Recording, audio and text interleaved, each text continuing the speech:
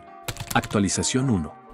Decidí no acercarme a mi familia para disculparme, a pesar de que mi tía cree que fui demasiado cruel. No siento ninguna culpa por lo que hice, y no pienso fingir arrepentimiento ni mucho menos justificarme ante ellos. Tuvieron la oportunidad de disculparse conmigo cuando vinieron, pero no lo hicieron. Se lo expliqué a mi tía, y aunque todavía cree que no debía actuar de esa manera, ya no lo menciona. Supongo que este es uno de esos casos en los que cada quien se quedó con su opinión, y eso me parece bien. En otras noticias, por supuesto, mi hermano anda hablando mal de mí a mis amigos de la escuela a mis espaldas. Desafortunadamente, fuimos a la misma escuela, así que ahora varias personas me están escribiendo para confirmar los rumores de que supuestamente humillé y eché a mi papá y a mi hermano de un restaurante, alimentándolos intencionalmente con comida de 3 días. Sí, exageró la historia para hacerse pasar por la víctima, lo cual no es nada sorprendente. Normalmente me dan igual esos rumores insignificantes, pero no quiero que posibles clientes los tomen en serio. Por eso le escribí a mi hermano que, si no deja de de difundir mentiras sobre mí y mi restaurante, me aseguraré de que pierda el trabajo que tiene ahora. Espero que funcione, porque no tengo el más mínimo deseo de lidiar con esta tontería en este momento. Tengo demasiado trabajo, y este definitivamente no es el mejor momento para este tipo de problemas. Actualización 2. Wow, mi hermano respondió que solo dejará de hacerlo si lo hago mi socio. Ni siquiera entiendo en qué nivel de idiotez y fantasías vive. Además, si quiere ser socio, ¿no le parece un poco estúpido hablar mal del mismo restaurante al que aspira? Estoy completamente seguro de que esta es una táctica de mi papá para que su hijo favorito consiga un puesto prestigioso sin hacer nada útil, pero, lamentablemente para ellos, conmigo eso no va a funcionar. Le dije a mi hermano que, si no se detiene, tendrá que lidiar con mis abogados y que, en este momento, no está en posición de imponerme condiciones. La única razón por la que no he tomado medidas hasta ahora es porque no quiero involucrarme en dramas innecesarios. Pero si intenta algo más después de esto, definitivamente lo pondré en su lugar. Que lo tome como su última advertencia. Espero sinceramente que escuche, por su propio bien. Actualización 3. Entonces, chicos, ha pasado aproximadamente un mes desde la última actualización. Estuve muy ocupado y por eso no pude contarles de inmediato qué pasó después. Mi hermano realmente dejó de hablar mal de mí a mis espaldas, pero aún así seguían tratando desesperadamente de aprovecharse de mi éxito. Hace unas semanas, mi papá decidió venir a visitarme con mi hermano para intimidarme. Vinieron a mi casa y me amenazaron con demandarme por usar el nombre de mi madre para mi restaurante. Incluso dijeron que ya habían hablado con un abogado. Si no quería problemas, debía hacer a mi hermano socio lo antes posible. Por supuesto, me di cuenta de inmediato de que estaban blufando, porque ningún abogado sensato aceptaría un caso tan estúpido. Parece que olvidaron un detalle importante: ella también fue mi madre, y, hasta donde sé, no hay ninguna ley que me prohíba usar su nombre. Para ese momento, ya estaba harto de sus tonterías, así que les dije que si no me dejaban en paz, tendría que llamar a la policía. En ese momento, mi hermano perdió el control y trató de agarrarme por el cuello, pero, por suerte, mi padre lo detuvo. Creo que las humillaciones constantes lo habían agotado por completo y explotó. Pero no es culpa mía, y tuvieron suerte de que no llamara a la policía en ese momento. Le dije a mi padre que se largara de allí, pero él solo envió a mi hermano a la camioneta para que se calmara y quiso hablar conmigo a solas. Después de que mi hermano se fue, mi padre intentó manipularme, diciendo que si mi madre hubiera sabido lo que les estaba haciendo, estaría muy decepcionada y que debería enterrar el hacha de guerra. En ese momento, le dije que me dejara en paz, porque incluso yo tengo un límite. No puede usar a mi madre para salirse con la suya. Eso es simplemente repugnante. Y, sinceramente, ya hemos pasado demasiado para hablar de reconciliación. Durante todo este tiempo, ni una sola vez ninguno de ellos intentó pedir disculpas. Así que realmente no entiendo por qué esperaban que los perdonara, ni siquiera después de negarse a pedir perdón. En cuanto a lo que mi madre habría sentido, estoy seguro de que también habría estado decepcionada cuando mi padre se negó a pagar mi educación y cada maldita vez que me hacía sentir insignificante. Así que él es la última persona que debería darme lecciones sobre lo que mi madre aprobaría o no. Sé que ella está orgullosa de mí, esté donde esté, y ninguna palabra de mi padre va a cambiar eso.